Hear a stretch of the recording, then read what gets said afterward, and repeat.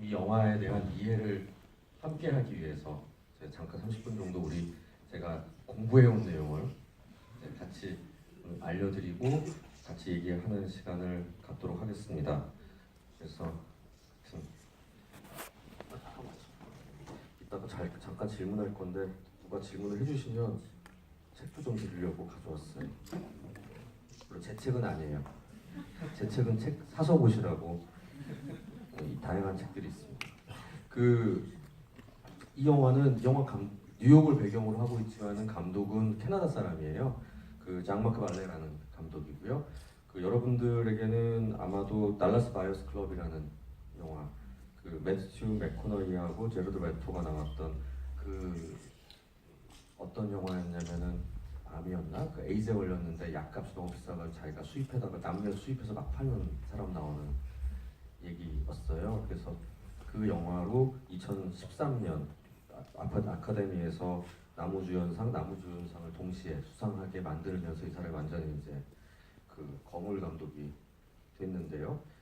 지금 63년생이니까 한 50대 초반 정도 편이고요. 작년 토론토 영화제 개막작이었다고 합니다. 그러니까 아마도 캐나다의 봉준호 감독님이나 박찬욱 감독님쯤 되지 않을까 싶은 그러니까 아마 지금 이 영화에 대한 리뷰들을 쭉 보니까 캐나다의 쌍두마차 자비에 돌란이랑 이 장마크 발레 두 명이더라고요. 그러니까 세계적으로 또 알려지는 두 명. 우리에게는 이제 자비에 돌란이 먼저 좀 훨씬 유명하게 알려져 있는데 규모 있는 영화는 이분이 더 많이 하는 것 같아요. 아마도 제이크 질레날에 대해서는 다 많이 아셨겠지만 가장 아마 우리나라 사람들에게는 오래됐지만은 큰 인상을 준 건 아마 브록백 마운틴 기억이 나실 겁니다. 그때보다 몸이 많이 불었죠. 참 최근 영화로 나이트 크롤러라고 특종을 위해서는 막 살인 사건이 벌어지고 사건이 나도 그냥 다 찍고 돌아다니던 그러다 자기가 그걸 미쳐버리고 막 이상해져 버리는 영화, 엑시던털 러브 같은 가벼운 영화 나오기도 했고 투모로우를 이제 가장 또 대중 영화로는 기억이 나실 겁니다. 나오미 왓츠 하면 생각나는 건 킹콩이죠. 젊었을 때 많이 늙었어요 지금. 그때 킹콩에 참 귀여웠는데 그때 잭 블랙도 괜찮았었고 그때에 비하면 환상의 그대에도 나와서 버드맨이 가장 최근에 우리가 기억에 남는 영화입니다. 하여튼 아마도 아카데미상에 큰 영향이었는지 모르지만 거물 배우가 이렇게 나와서 영화를 보게 됐는데 저는 제이크 질레날의 연기도 굉장히 인상적이었죠. 특히 크리스라는 꼬마가 보인 연기가 참 눈에 인상이 많이 남았어요. 그래서 오늘 저 초대해 주신 분이랑도 이거 먼저 스크리너를 보고서 꼭 옛날에 누가 길버트 그레이프 먹었는가에 처음 봤던 까먹었다. 누구죠? 디카프리오의 13살, 14살 때를 보는 것 같아서 한 5년 정도 후에 이 친구가 어떻게 자라나서 성인 연기를 하게 되면 어떤 느낌? 그러니까 우리가 이제 유승호를 집으로 해서 처음 봤을 때 같은 느낌 있죠.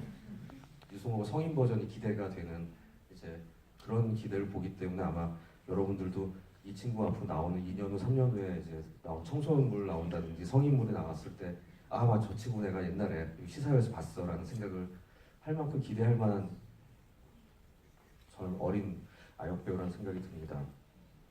사실 이 이야기를 저한테 와서 이제 얘기를 좀 하라고 하는 거에 제일 큰 이유는 인간은 어떻게 슬픔을 극복하는가, 상실을 극복하는가에 대한 얘기를 함께 나누기 위한 거라고 생각해요. 이 이야기에서 이제 사고가 나서 아내를 잃게 되는데 그 전까지는 이 사람은 일만 하는 일벌레였다. 일벌레였던 사람이 그리고 냉장고가 고장나서 절대 안 고쳐주고 제발 나한테 관심 좀 가져주고 픽스미 해달라 고쳐주세요라고 얘기하는 그런 정말 착한 아내와 살고 있는 그런 사람이어도 어느 날 갑자기 사고로 아내가 죽게 되고 그때 사람에게 어떤 변화가 오는가 아주 단순한 얘기입니다. 어떻게 보면 이 단순하고 우리 모두에 있을 수 있는 이 상실의 문제를 어떻게 극복할까는 지금까지 100년 영화 역사상 수천 편의 영화가 만들어졌을 겁니다. 각기 다른 방식으로. 근데 이 영화가 독특한 이유는 상당히 독특한 방식, 그러니까 데몰리션이라는 모든 걸 다 파괴한 다음에 분해하고 파괴한 다음에야 다시 재생이 일어날 수 있다라는 그런 메시지를 주고 있다는 생각이 들어요. 근데 그 이야기를 하기에 앞서서 먼저 일반적으로 사람들이 보일 수 있는 몇 가지 반응, 특징적인 반응들. 저는 이제 정신과 의사이다 보니까 이런 상실을 경험하신 분들 굉장히 많이 만납니다. 근데 이 상실까지는 아니더라도 아니면 굉장히 큰 트라우마를 경험한 분들이 겪는 첫 번째는 부정입니다. 그러니까 아무 일도 일어나지 않았어라고 생각하는 거죠. 왜냐면 그 고통이 너무 크고 아프기 때문에요. 그 감정 자체에 압도당할까 봐 무서워요.